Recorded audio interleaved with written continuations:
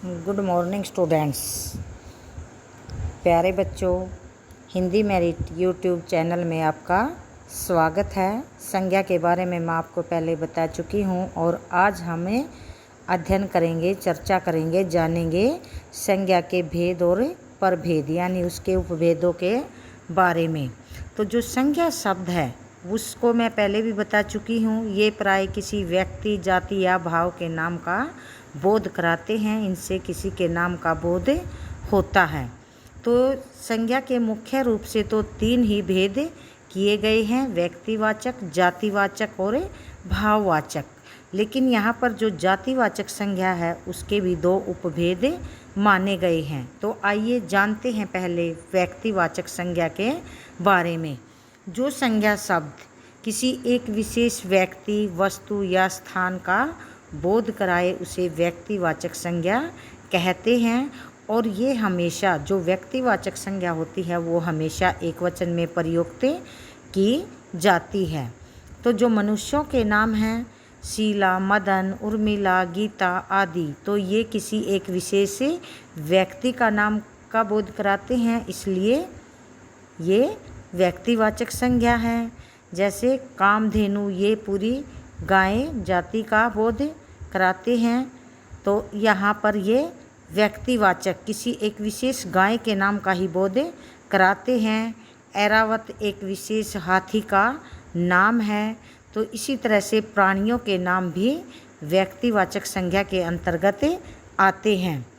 तो वस्तुओं के नाम, स्थानों के नाम जो किसी एक विशेष व्यक्ति, वस्तु, स्थान के नाम का बोध कराते हों, जैसे भारत, दिल्ली, आगरा, तो ये एक विशेष नाम का बोध कराते हैं, इसलिए ये सब व्यक्तिवाचक संज्ञा के अंतर्गत आते हैं। तो इसका जो दूसरा भेद है वो है जातिवाचक संज्ञा। तो यहाँ पर प्रत्येक व्यक्ति किसी न किसी जाति का सदस्य होता है।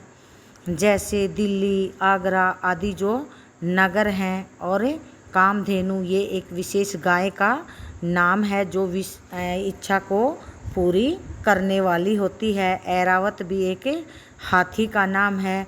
तो इसी तरह से शीला, मदन ये सब मनुष्यों के नाम हैं। गंगा, यमुना और गोमती ये नदियां हैं। तो इस प्रकार नगर, जानवर, मनुष्य, नदी ये शब्द किसी ना किसी जाति का बोध कराते हैं।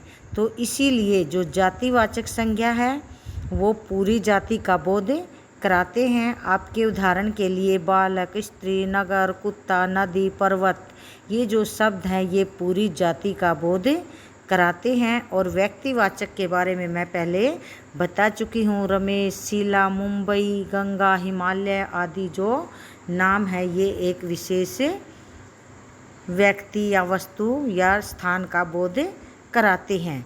तो यहाँ पर जो संज्ञा शब्द है जो पूरी जाति, चाहे वो किसी पदार्थ की, प्राणी की या समूह की, किसी की भी हो, उसको हम जातिवाचक संज्ञा कहते हैं। तो यहाँ पर जातिवाचक संज्ञा के दो उपभेद माने गए हैं। तो उनमें से जो पहला उपभेद है वो है द्रव्यवाचक संज्ञा और दूसरा है समूहवाचक संज्ञा। ये दोनों भी एक ही प्रकार से जाति प्रकट करते हैं, तो इसलिए इनको जातिवाचक के उपभेदों के रूप में माना जा रहा है। तो जो द्रव्यवाचक संज्ञा है तो जानते हैं वो किस बारे में हमें बताती है, किसका बोध हमें करवाती है। तो कुछ संज्ञा शब्द ऐसे द्रव्य या पदार्थों का बोध कराते हैं जिनमें अनेक वस्तुएं आती हैं। द्रव्य या पदार्थ का बोध कराने वाले जो संज्ञा शब्द होते हैं वो द्रव्यवाचक संज्ञा कहलाते हैं। जैसे स्टील, लोहा, पीतल, प्लास्टिक, सोना, चांदी, तो ये सभी धातुओं के अंतर्गत आते हैं। तो जो द्रव्यवाची संज्ञा होती हैं उनका प्रयोग प्राय एकवचन में ही किया जाता है, क्योंकि ये शब्द गणनीय नहीं होते। और जो दूसरा भेद है इसका वो है समूहवाचक संज्ञा। जो संज्ञा शब्द किसी समुदाय या समूह का बोध कराते हैं तो वो समूहवाचक संज्ञा कहलाते हैं। जहाँ भी समूह होगा और जहाँ एक से अधिक सदस्यों की संभावना होगी, जैसे दरबार, सभा, कक्षा, सेना, टुकड़ी, टीम, भीड़, दल, तो ये सब समूहवाचक संज्ञा के अंतर्गत आते हैं। तो अब जो संज्ञा का तीसरा भेद है वो है भाववाचक संज्ञा। तो जिन शब्दों में किसी व्यक्ति या वस्तु के गुण, धर्म, दोष, शील, स्वभाव, अवस्था आदि का बोध होता है तो वो भाववाचक संज्ञा शब्द कहे जाते हैं, माने जाते हैं।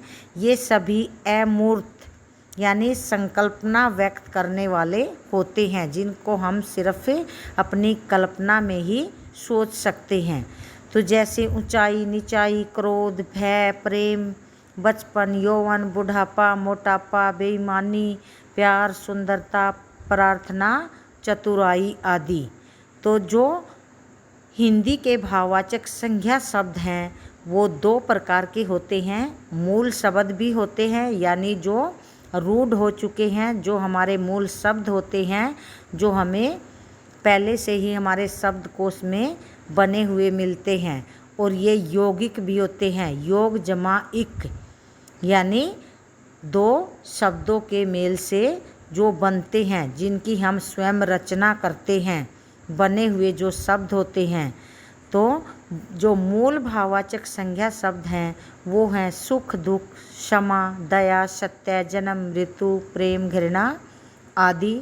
और जो यौगिक भाववाचक संज्ञा शब्द हैं वो उनकी रचना सभी प्रकार के शब्दों से, यानी ये मुख्य रूप से 5 प्रकार के शब्दों से बनते हैं। एक जातिवाचक संज्ञाओं से, दूसरे सर्वनामों से, तीसरे विशेषणों से, चौथे क्रियाओं से और पांचवें अव्ययों से। तो आगे फिर हम आप लोगों के लिए एक नई जानकारी लेकर उपस्थित होंगे। धन्यवाद।